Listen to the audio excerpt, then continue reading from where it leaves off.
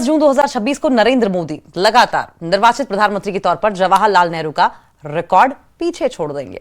लेकिन यह कहानी सिर्फ देश के भीतर की राजनीति तक सीमित नहीं है, यह उस भारत की कहानी भी है जिसकी आवाज आज दुनिया के बड़े मंचों पर पहले से कहीं ज्यादा सुनी जाती है।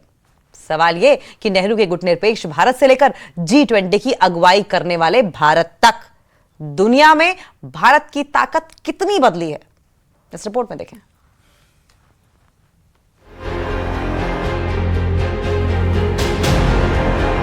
किसी भी देश की ताकत सिर्फ उसकी सेना या अर्थव्यवस्था से नहीं मापी जाती, बल्कि इस बात से भी तय होती है कि दुनिया उसकी बात कितनी गंभीरता से सुनती है।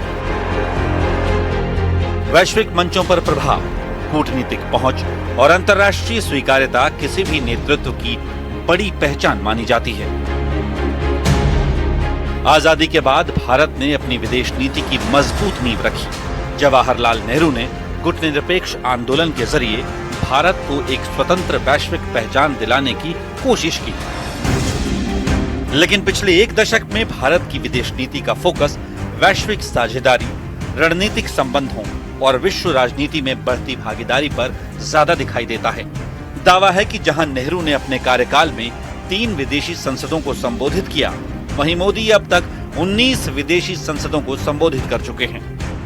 G20 की मेजबानी, ग्लोबल साउथ की आवाज उठाने और प्रमुख वैश्विक मंचों पर सक्रिय भागीदारी को भी इसी बदलती कूटनीतिक तस्वीर का हिस्सा बताया जाता है। आंकड़े बताते हैं कि जवाहरलाल नेहरू को 2 विदेशी सम्मान हासिल हुए, जबकि पीएम मोदी को 30 अंतर्राष्ट्रीय सम्मान। लेकिन दुनिया में प्रभाव केवल भाषणों या सम्मानों से नहीं बनता, बल्कि लगातार बढ़ती विश्वसनीयता से बनता है। नेहरू के दौर में भारत नव स्वतंत्र देशों की आवाज बनकर उभरा था। आज भारत खुद को वैश्विक विकास, कूटनीति और रणनीतिक साझेदारी के महत्वपूर्ण केंद्र के रूप में स्थापित करने का दावा करता है। समर्थकों के लिए ये भारत के बढ़ते वैश्विक कद की कहानी है, जबकि आलोचक इसे उपलब्धियों के राजनीतिक प्रस्तुतिकरण के रूप में देखते हैं। लेकिन इतना स्पष्ट है कि विश्व राजनीति में भारत की मौजूदगी और महत्व आज पहले की तुलना में कहीं अधिक व्यापक दिखाई देता है।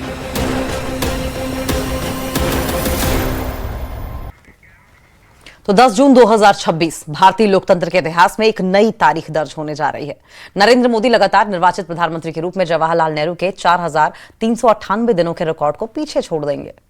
लेकिन क्या यह सिर्फ दिनों का आंकड़ा है, या फिर यह उस भारत की कहानी है जो 34 करोड़ से बढ़कर 146 करोड़ लोगों का देश बन चुका है? एक ऐसा सफर जहां इतिहास का एक अभ्यास समाप्त नहीं होता, बल्कि एक नया अध्याय जुड़ता है। मेरी जो ताकत है वो मोदी नहीं है, 140 करोड़ देशवासी। कभी कभी इतिहास शोर मचाकर नहीं बदलता, बल्कि एक तारीख के साथ चुपचाप नया अध्याय जोड़ देता है। मैं नरेंद्र दामोदर दास मोदी ईश्वर की शपथ लेता हूं। 10 जून 2026 ऐसी ही एक तारीख बनने जा रही है।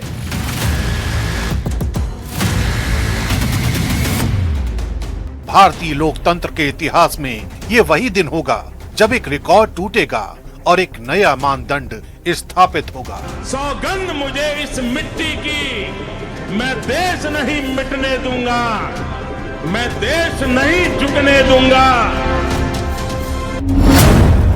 इस ऐतिहासिक तारीख को प्रधानमंत्री नरेंद्र मोदी लगातार 4399 दिनों तक देश की अगुवाई करने वाले भारत के सबसे लंबे समय तक सेवा देने वाले लोकतांत्रिक प्रधानमंत्री बन जाएंगे। ये रिकॉर्ड अब तक देश के पहले प्रधानमंत्री जवाहरलाल नेहरू के नाम था, जिन्होंने 1952 से 1964 तक लगातार 4398 दिन देश की कमान संभाली।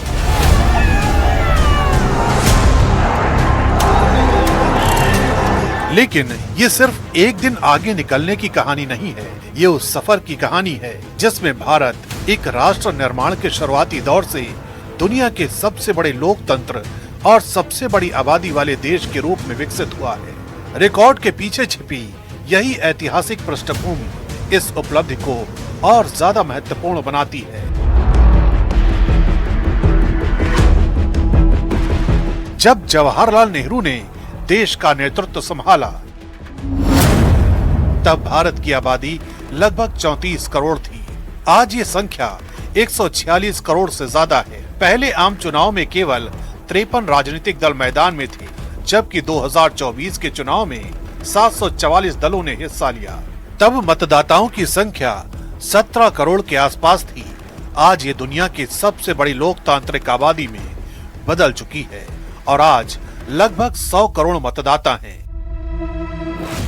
नेहरू का दौर स्वतंत्र भारत की नींव रखने का दौर था, वही मोदी का दौर एक ऐसे भारत का दौर माना जा रहा है जो डिजिटल, वैश्विक और आकांक्षी भारत के रूप में खुद को स्थापित करने की कोशिश कर रहा है। 10 जून 2026 का दिन इसी वजह से सिर्फ एक संख्या का बदलाव नहीं है, ये भारतीय लोकतंत्र के 2 बड़े अध्यायों के बीच खींची गई एक ऐतिहासिक रेखा है, जहां एक तरफ स्वतंत्र भारत के पहले प्रधानमंत्री हैं और दूसरी तरफ लगातार तीसरी बार जनादेश हासिल करने वाले प्रधानमंत्री नरेंद्र मोदी।